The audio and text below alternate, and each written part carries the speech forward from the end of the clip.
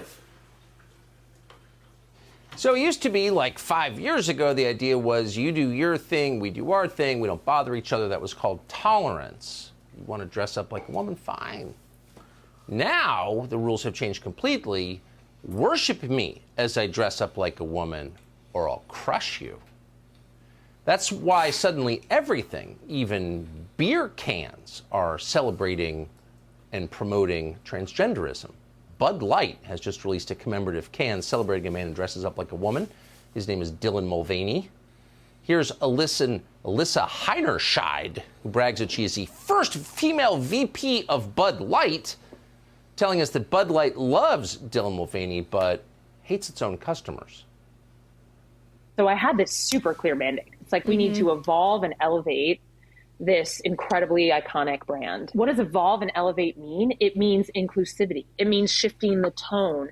It means having a campaign that's truly inclusive and feels lighter and brighter and different and appeals to women and to men. And representation is at sort of the heart of evolution. You've got to see people who reflect you in the work. And we had this hangover. I mean, Bud Light had been kind of a brand of bratty, kind of out of touch humor, and it was really important that we had another approach. Out of touch, fratty and out of touch. Is there anyone more out of touch than that woman?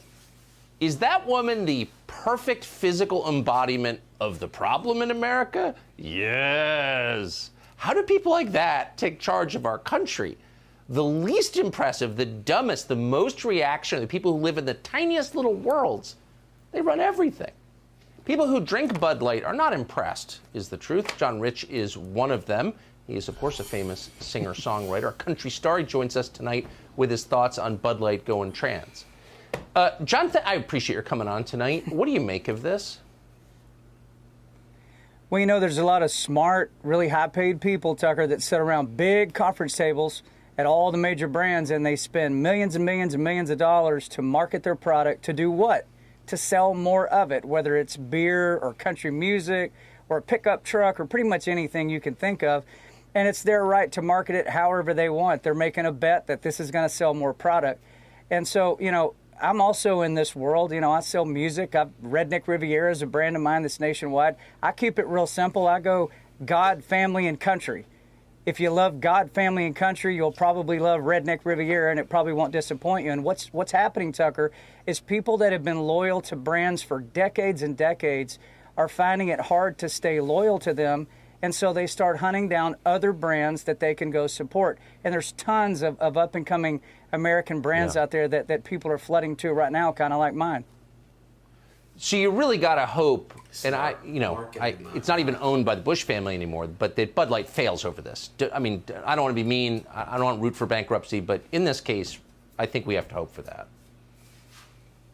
I think the customers decide. Customers are king. So I own a bar downtown in Nashville called Redneck Riviera, and our number one selling beer up until a few days ago was, guess what? Bud Light. That was the number one beer. We got cases and cases and cases of it sitting back there.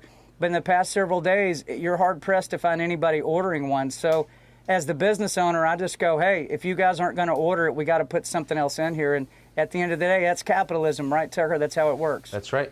And they make great targets. You hit a Bud Light at 50 yards with a .223 and it just explodes. So I recommend that strongly. John Rich, great to see you tonight. Thank you so much. Subscribe.